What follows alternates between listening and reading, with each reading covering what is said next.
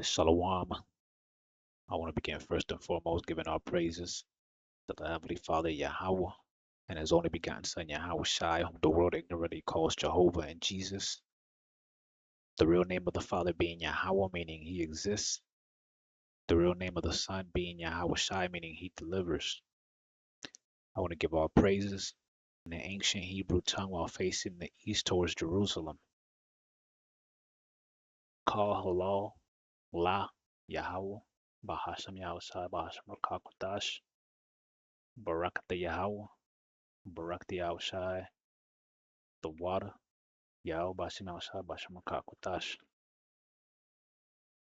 Double honors to the apostles, to the elders of Yasharala, Greatmillstone. Shalom to the 144,000. Shalom to the elect, the nation of Israel, who are the descendants of the slaves identified as the so-called African Americans, so-called Hispanics, Latinos, and Native Americans. My name is Makaala, and today I want to talk about a loss, all right, being prepared to lose family for Yahweh Shai's sake. All right, Revelation 13, verse 16. He causeth all, both small and great, rich and poor, free and bond, to receive a mark in their right hand or in their foreheads, that no man might buy or sell, save he that had the mark, or the name of the beast, or the number of his name. All right, and the he that causes all to do that, that's talking about Esau, right? The so-called white man. All right, but disclaimer, not all white people descend from Esau, okay, but you do have white people that are actually Israelites and of other nations. But we say Esau the white man because the majority of white people are actually Edomites, all right, that descend from Esau. All right, which is Edomites, just another word for Esau. Okay, so and that's who's in power right now in the world, all right, Esau, right? Well, white people, they rule the world, all right, they control everything. They control the financial system, the entertainment industry. They control everything. All right. They control everything. They are the ones that have the hegemony over the world. All right. And their next playbook. All right. Their next play in the playbook is bringing out their mark of the beast. All right, which is a microchip, an implantable microchip that people will be able to put in their right hand or in their foreheads, and that no one will be able to buy or sell they unless they had it.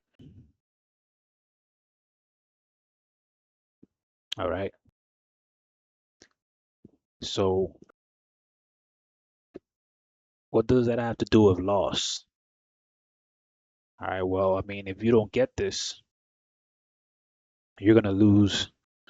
You're gonna lose the opportunity to participate in the financial system. All right. You might lose your bank account. You're gonna lose your savings, lose all your money. All right. You got to be prepared to lose, man. To lose everything for Yahweh Shai. All right. So what you got to do is you gotta start grieving before you lose your family, before you lose everything. All right, so I asked this AI, is there a term for grieving before a loved one's death? Like when you find out a loved one has a terminal disease that's too advanced to be treatable and will die soon. It said, yes, there is a term for grieving before a loved one's death, especially in the context of a terminal illness. It is called anticipatory grief. Anticipatory grief refers to the feelings of grief that occur before a person dies. It is sometimes called pre-death grief or grief before death.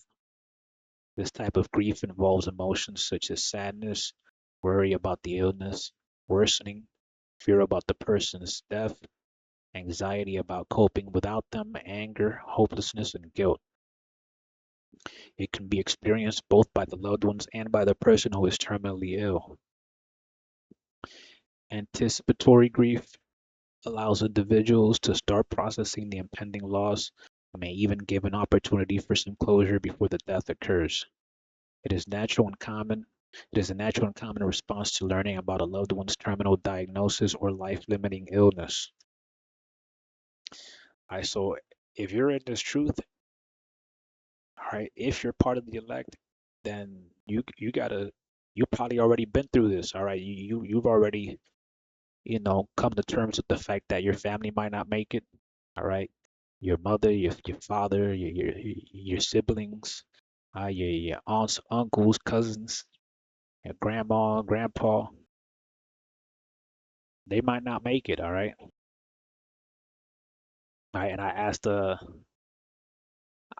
yeah, I've gone through that before, and when the death came, it didn't sadden me as much. Is that normal? And I said, yes, it is normal for the actual death of the loved one to feel less intensely sad if you have already experienced anticipatory grief. And I went through that, when my grandma died, because she was like my mother. She raised me, and when my pops died, all right. But now,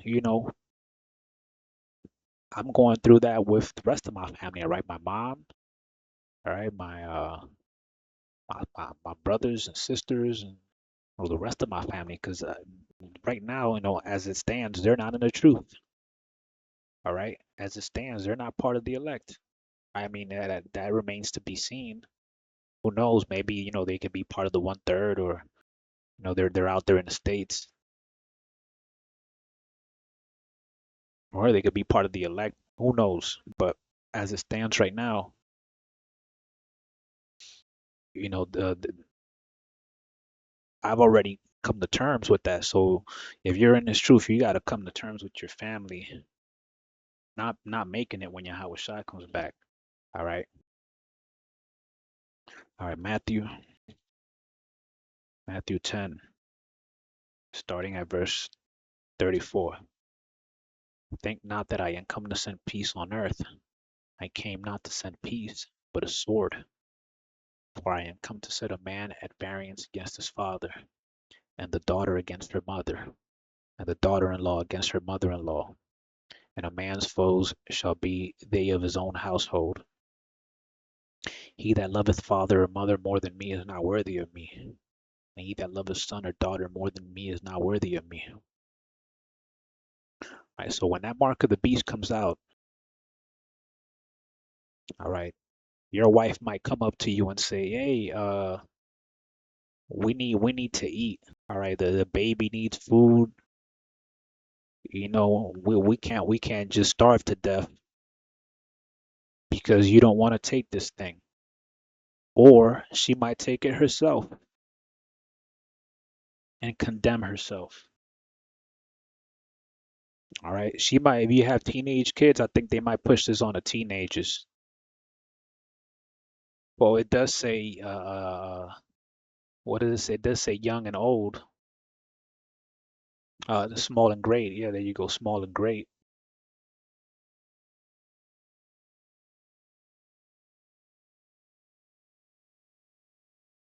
But that could also, pertain to people that are famous and not famous.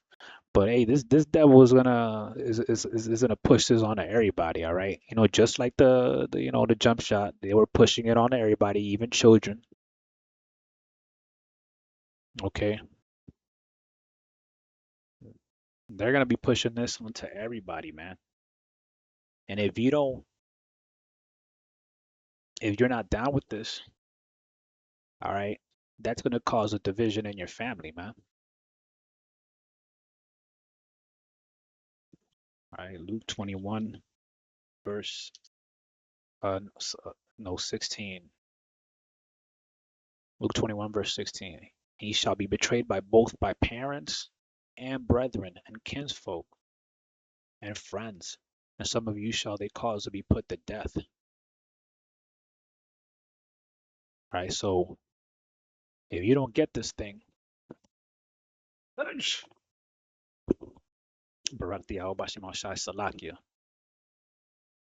right, if you don't get this thing, um, your family might snitch on you, man. Right? There might be a government hotline they'll set up that people can call in to report anybody that hasn't taken this thing. All right, and that might cause some brothers to get put to death. All right, but it says Some, all right, some, not all, all right, some. All right, most of the elect are gonna make it.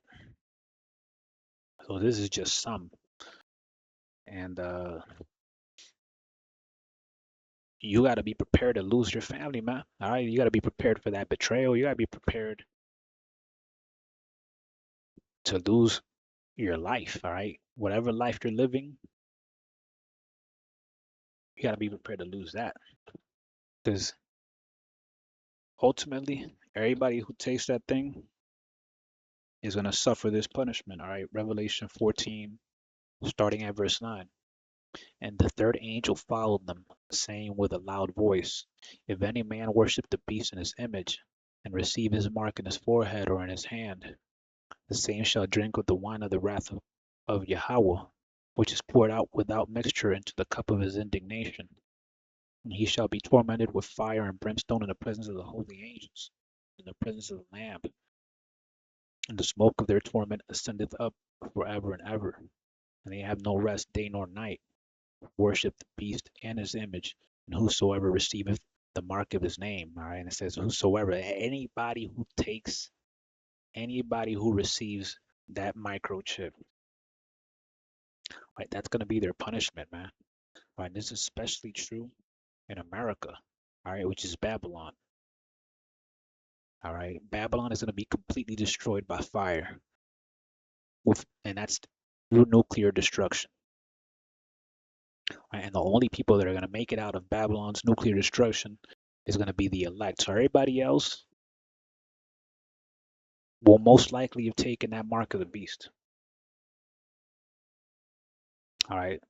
And that could include your family, your friends, all right, all your loved ones, man. All right. So you got to prepare emotionally like Ezekiel, man. All right. Because that anticipatory grief, that's actually in the scriptures. All right. In this verse right here.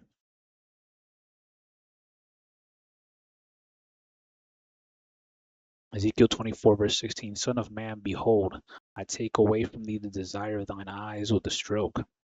Yet neither shalt thou mourn nor weep, neither shall thy tears run down.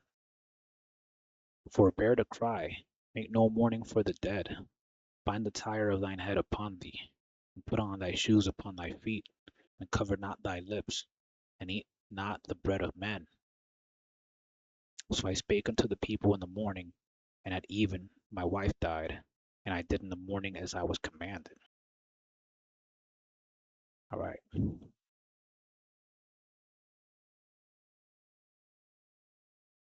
All right. So the Lord told Ezekiel to prepare for his wife's death, man, before she died. All right. Hey, and that's what happened with me and my pops. When my pops died, I didn't cry, man. All right, because I was already I already grieved his passing before he died. I already knew he was gonna die. All right, when he was in the deathbed. So you gotta get in that mindset right now that you might lose. You might be the only one in your entire family that's gonna make it. Right? That you're gonna be the only one that is elect. That could very well be the case. So you gotta prepare yourself psychologically to lose your entire family. But the good news is that you're gonna get them all back in the kingdom. So I'm gonna leave it there. I hope the video was edifying. Shalom.